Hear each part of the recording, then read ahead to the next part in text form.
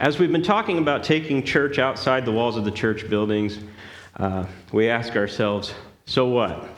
What actually happens when we go out into the community?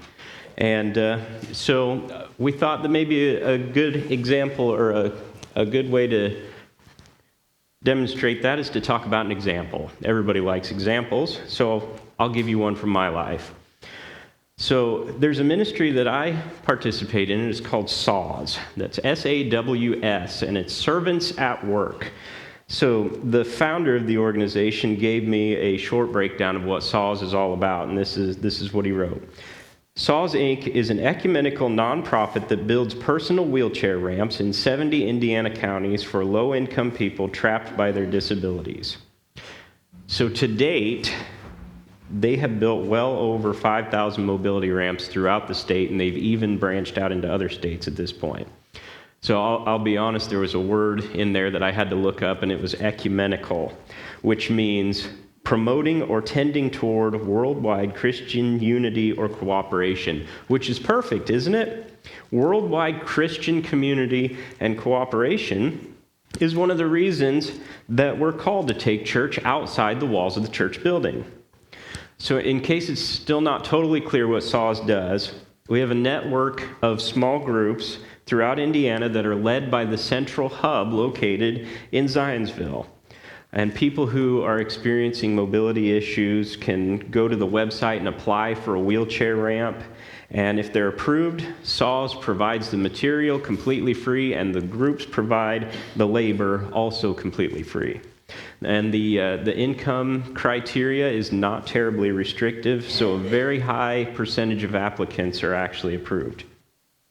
So the majority of the time, I work with the Rotary Club here in Monticello. They have a great crew of experienced volunteers, much more experienced than I am, for instance. And they kind of adopted me when I moved back to Monticello and needed a new crew to work with, because prior to that, I'd worked with the crew up in Pulaski County where I worked. But this is where it gets interesting, and it's something that I want everyone to keep in mind when you're imagining what your potential microchurch or ministry project might look like. Your ministry doesn't even have to be the same people every time, because I don't always work with the Rotary Club, and they don't always work with me. For instance, the Rotary Club also builds wheelchair ramps for Area 4, and I can't participate in that because the builds happen during the work week. But on the other hand, when there's a ramp to be built and the other guys in the Rotary Club aren't available, I sometimes put together a different build crew. Whether it's me and a couple other people or just me and one other person. Brandy and I built a ramp by ourselves over the summer. So ministry groups and microchurches can look as diverse as you can possibly imagine. I've helped on builds where there are 20 volunteers and 15 people had nothing to do, and I've built entire ramps with just one other person. But there's another interesting observation about the SAWS volunteers that I worked with.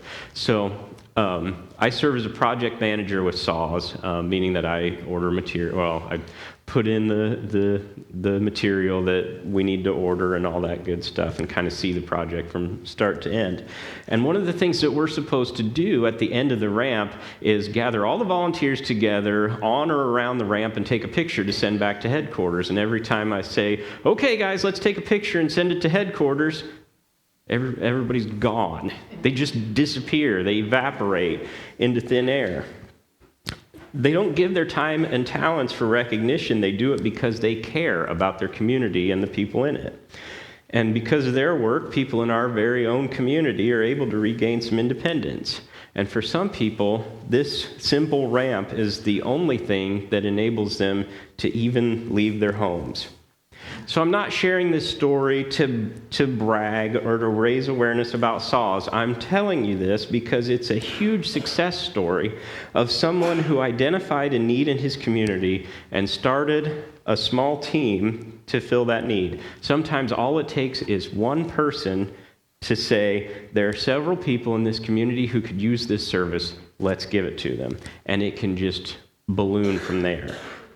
So with that in mind, I want to read James 2, verses 14 through 17 for you. It says, "What good is it, my brothers and sisters, if someone claims to have faith, but but has no deeds. Can such faith save them? Suppose a brother or sister is without clothes and daily food. If one of you says to them, "Go in peace, keep warm and well fed," but does nothing about their physical needs, what good is it?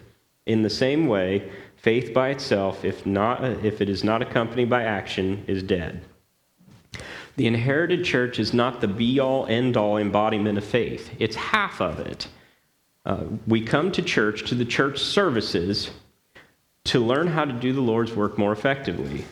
It's where we learn to be good stewards of our God-given gifts, but that's only half of the equation. The other half is to take that education and put it to use.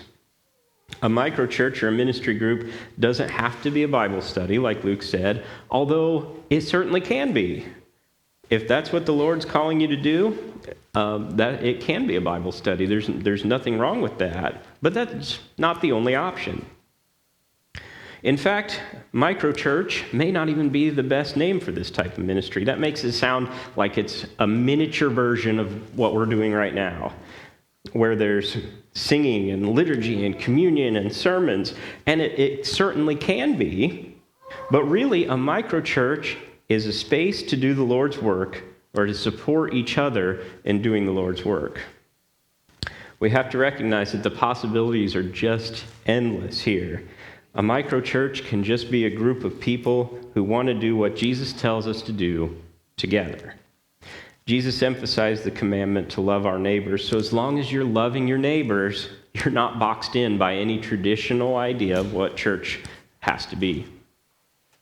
So think about the need that you want to fill. If the need is educating people about Jesus, then maybe your microchurch does look like a scaled-down version of this church.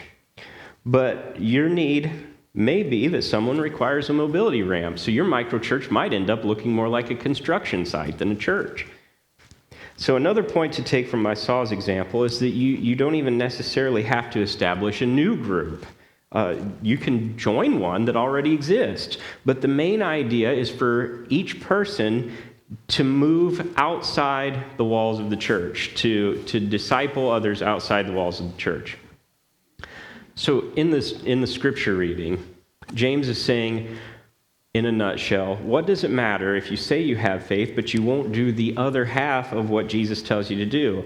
And he specifically condemns offering thoughts and prayers where there's something that can really be done. Sometimes thoughts and prayers are the only thing that can be done, but we're not only equipped by God, but we're required by God to actually help people when we can.